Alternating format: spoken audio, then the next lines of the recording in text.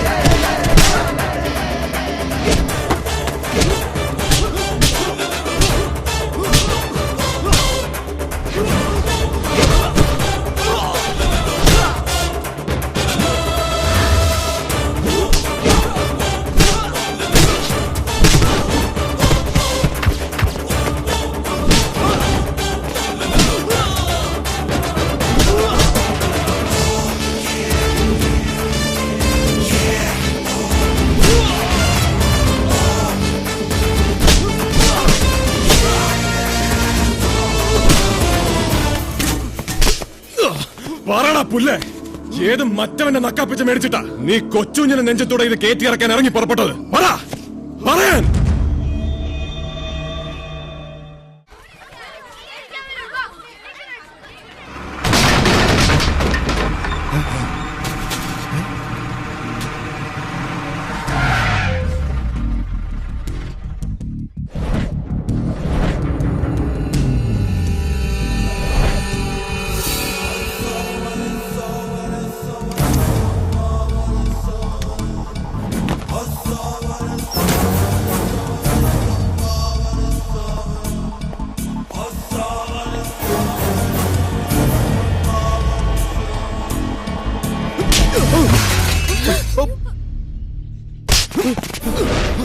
വല്യമ്മാവന്റെ സപ്തതി ഈ നിൽക്കുന്ന കൊച്ചനിയന്റെ അടിയന്തരം ഒരുമിച്ചുണ്ടിട്ട് നീയൊക്കെ അടങ്ങും അല്ലടാ ചേട്ടൻ കഴിവറട പോലെ.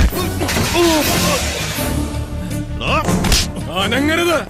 കൊച്ചുഞ്ഞിന് നേരെ കൈയൊങ്ങ വന്നാലുണ്ടല്ലോ, വടക്കൻ വീട്ടിലെ IAS ആണെന്നും പറഞ്ഞ് നടക്കുന്ന നിന്റെ നാക്ക് ചവിട്ടിക്കുട്ടി അണ്ണാക്കി തിരികെ ഞാൻ.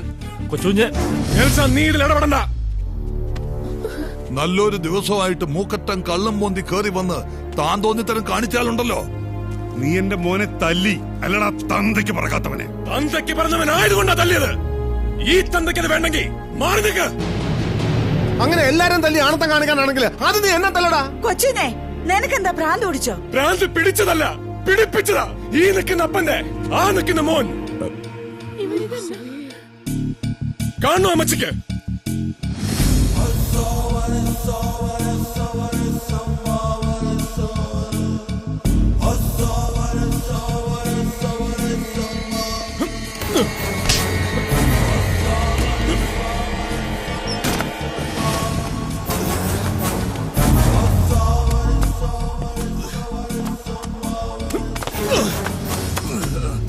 ഞാൻ പറഞ്ഞതിന്റെ ബാക്കി ഇവൻ പറയും. പറയടാ പന്നി. പറഞ്ഞില്ലെങ്കിൽ കൊന്നുകളയും ഞാൻ.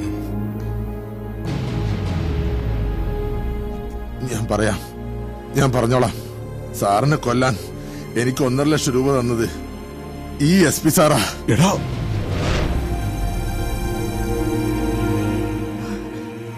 കേട്ടല്ലോ, വടക്കൻ വീട്ടിലെ അമ്മാവന്മാരും ചേട്ടായിമാരും ഒക്കെ ഈ കൊച്ചനിയനെ വളർത്താനല്ല കൊല്ലാനാ ഇവന് കാശ് കൊടുത്തത്.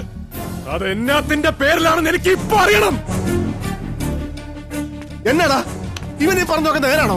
നേര് തന്നെയാ. വല്യപ്പന്റെ ഒസിയത്ത് പ്രകാരം ഈ കാണുന്നതെല്ലാം വിഹിതം വെക്കാൻ ഇവനുണ്ടെങ്കിലേ മതിയാവുന്നുള്ള അഹങ്കാരം വെച്ച് പിന്നെയും ഇത്രയും മീശ മുളച്ചോമാരെ കൊരങ്ങ് കളിപ്പിക്കാൻ തുടങ്ങിയപ്പോ ഇവൻ അങ്ങ് തീർത്ത് കളഞ്ഞേക്കാമെന്ന് ഞങ്ങൾ തന്നെയാ തീരുമാനിച്ചത്. പ്രൈവറ്റ് ഹാർബറിന് വേണ്ടി 300 കോടിയുടെ ഷെയർ ഒപ്പിട്ടതും 30 കോടി അഡ്വാൻസ് കൊടുത്തതും എല്ലാം കൂടെ ചേർത്ത് സായിപ്പിന്റെ കോത്താഴത്തേക്ക് എഴുതി തള്ളാൻ തോന്നിയില്ല. എനിക്ക് മാത്രമല്ല ഇവന്മാർക്കും. ഇല്ലെന്ന് ഇവര് പറയട്ടെ. എങ്ങനുണ്ടമ്മാവാ സ്വത്തും സമ്പാദ്യം സ്വന്തമാക്കാൻ വടക്കൻ വീട്ടിലെ തമ്പ്രാക്കന്മാര് നല്ല കുഞ്ഞാടുകളെ വളർത്തിയ മക്കൾ ആവർത്തിച്ച് കലയിക്കുന്ന സ്വപ്നം കണ്ടപ്പോ അതിൽ ഇങ്ങനൊരു സീൻ കണ്ടിരുന്നോ? സ്വന്തം കൂടപ്പുറപ്പിനെ കൊന്നു തള്ളാൻ കൊട്ടേഷൻ പാർട്ടിക്ക് കാശ് കൊടുക്കുന്ന സീൻ. തറവാടും തന്തമാരും അന്നും ഇന്നും ഒന്ന് തന്നെ ആയതുകൊണ്ട് ചിലപ്പോ കണ്ടു കാണും. പണ്ടും അത് തന്നെയാണല്ലോ ശീലം. കൊന്നു തള്ളാൻ കാശെണ്ണി കൊടുക്കുന്നത് ഇതാദ്യമായിട്ടല്ലോ. ആണെന്ന് പറയാൻ പറ്റുമോ വല്യമ്മാവന്? ഈ താന്തോന്നിയുടെ മുഖത്ത് നോക്കി നടക്കട്ടെ. 70 തികഞ്ഞതിന്റെ ആഘോഷവും അതിന്റെ പേരിലുള്ള വെട്ടിവിഴുങ്ങലും എല്ലാം നടക്കട്ടെ. ഇത്രയും കാലം ജീവിച്ചതിന്റെ തട്ടുകേട് തീർക്കാനും ഇനിയും ചെയ്തു കൂട്ടാൻ പോകുന്നതിന്റെ കണക്കെടുപ്പ് നടത്താനും 1000 പൂർണ്ണയന്ത്രന്മാരെ കണ്ട് അഹങ്കരിച്ച് ജീവിക്കാൻ ഈ ആയുസ് ഇനിയും ബാക്കിയുണ്ടാന്ന് വ്യാമോഹിക്കണ്ട. നല്ല നേരം നോക്കി മാമൂദ് മുക്കി 4 നേരം അന്നം കൊടുത്ത് തീറ്റിപ്പോറ്റി വളർത്തിയ മക്കളോടും കൂടി പറഞ്ഞേക്ക്. വക്കീലേ, എന്തോ ഏത് പ്രമാണത്തിലോട്ടാ കൊച്ചുകുഞ്ഞ് ഒപ്പിടേണ്ടെന്ന് വെച്ചാ പറഞ്ഞാ മതി. അത് മറ്റൊന്നും കൊണ്ടല്ല, ഇനി ഈ തറവാട്ടുമുറ്റത്ത് ഇപ്പൊ കണ്ട പോലെ കൂടപ്പുറപ്പുകളായിട്ടൊരു യുദ്ധം ആവർത്തിക്കാതിരിക്കാനാ. പിന്നെ എല്ലാം കൂടെ വീതിച്ച് വിളമ്പി കഴിവേറ്റുമ്പോ അതിന്ന് ഒരു തരി മണ്ണി കൊച്ചുഞ്ഞിന് വേണ്ട. ഈ രണ്ട് മനസ്സല്ലാതെ.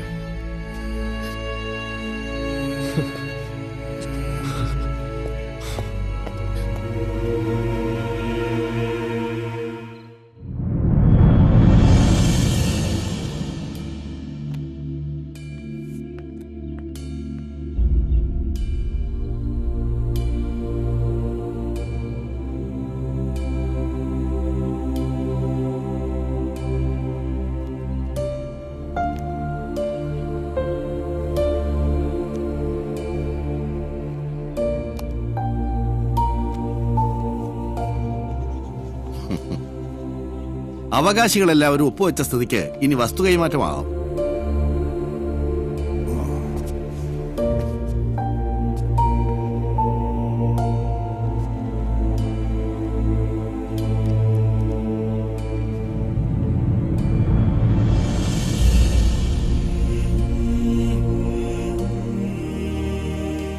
ഈ കൈമാറുന്നത് ഒരു വസ്തുവിന്റെ പ്രമാണമല്ല, ഞങ്ങളുടെ അപ്പന്റെ പ്രാണന. ഈ മണ്ണിൽ വിതച്ചതൊന്നും 100 മേനി കൊയ്യാതെ പോയിട്ടില്ല. ஆண்டவா பழனி முருகா.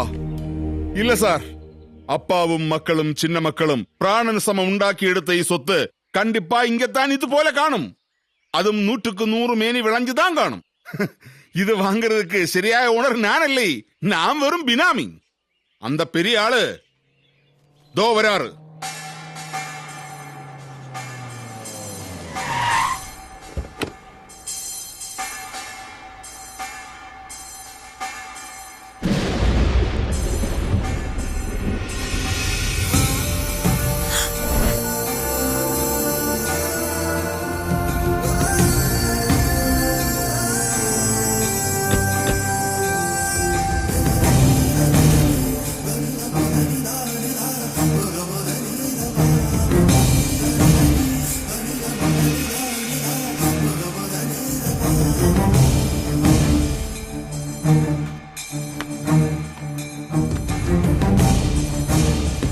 ജീവിച്ചിരിക്കുമ്പോ ജരാനരകൾ ബാധിക്കും, അത് സ്വാഭാവികം.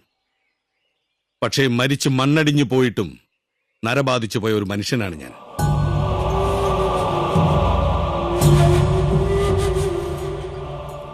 ഇനിയും മനസ്സിലായില്ലെങ്കിൽ പറയാം.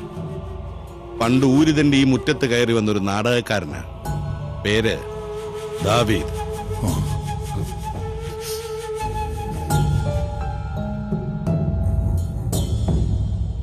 வாங்க சார் வாங்க.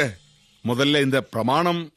പ്രമാണം വടക്കം വീട്ടിൽ തറവാടിന്റെ പ്രതാപവും പ്രമാണവും കണ്ടിട്ടല്ല പണ്ടും ഞാനിവിടെ കയറി വന്നത്. ഇപ്പോഴും അതല്ല, എനിക്കതൊട്ട് വേണ്ടതാണ്. പണ്ടിവിടുത്തെ പടിപ്പുരയ്ക്ക് കീഴെ എനിക്കൊരിടം തന്നെ വടക്കം വീട്ടിൽ കൊച്ചൌസേപ്പ് എന്ന വലിയ മനുഷ്യൻ ചോരയും വിയർപ്പ് ഒഴുക്കി ഉണ്ടാക്കിയ ഈ മണ്ണ് എനിക്ക് വേണ്ട. അത് സ്വന്തമാക്കാനും അനുഭവിക്കാനും മാത്രം വളർന്ന ഒരുത്തനുണ്ടിവിടെ. ഈ ഊരുതണ്ടിയുടെ ചോരയില് ഈ തറവാട്ടിലെ തന്തയ്ക്ക് പറഞ്ഞതല്ല, അമ്മയ്ക്ക് പറഞ്ഞൊരു മകൻ. നിങ്ങളൊക്കെ ഓമന പേരിട്ട് വിളിച്ച ഈ താന്തോന്നി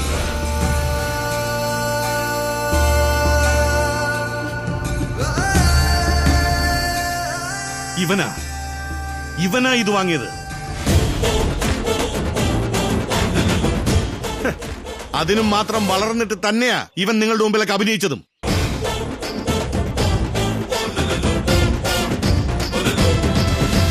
പുതിയച്ച, ഉള്ളം കൈ വേർക്കില്ലെങ്കില് ആ കയ്യിലിരിക്കുന്ന പ്രമാണം അവനും കൊടുത്തേക്ക്.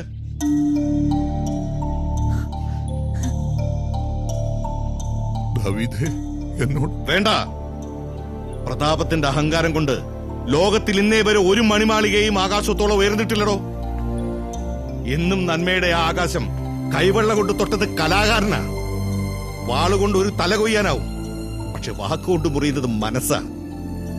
അതുകൊണ്ടായിരിക്കും അന്നെന്നെ മണ്ണിട്ട് മൂടാൻ നീലകണ്ഠന്റെ കയ്യിൽ നിങ്ങളൊരു കൊടുവാള് കൊടുത്തു വിട്ടപ്പോ അവനതിന് പറ്റാതെ പോയത്.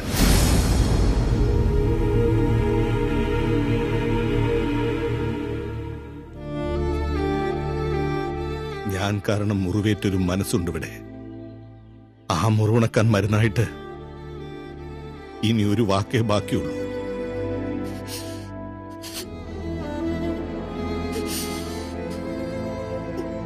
മാപ്പ്.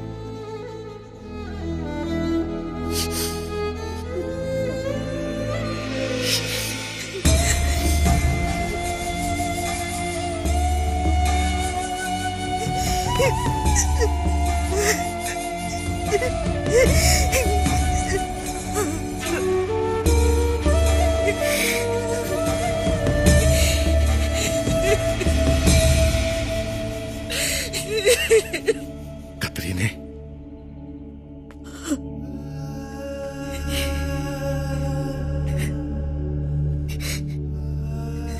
എനിക്ക് വേണ്ടി കരയാൻ ഇനിയും കണ്ണീര് ബാക്കിയുണ്ടോ നിനക്ക്? ഒരു സ്വപ്നാണെന്ന് പോലും വിശ്വസിക്കാൻ പറ്റുന്നില്ല എനിക്ക്.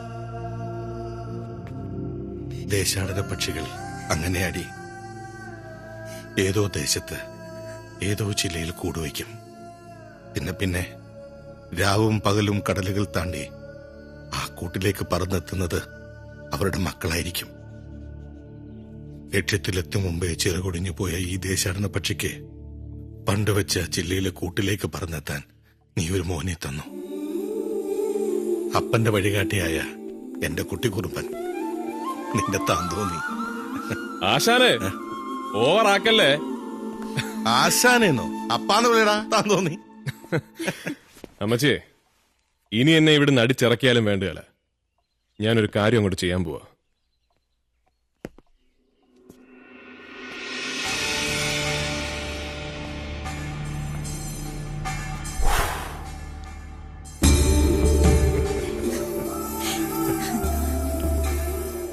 നിനക്ക് നോവില്ലെന്നറിയാം. എന്നാലും ഇത്രയും കാലം ഈ പാവ അമ്മച്ചോട് ഇത് മറച്ചു വെച്ചില്ലേ, അതിന് ഇതൊരെണ്ണം നല്ലത്.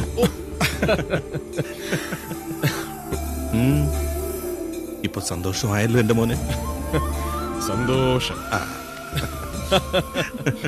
അങ്ങനെ കാറ്റ് പറഞ്ഞതും കടല് പറഞ്ഞതും കാലം പറഞ്ഞതും പൊള്ളാണേ.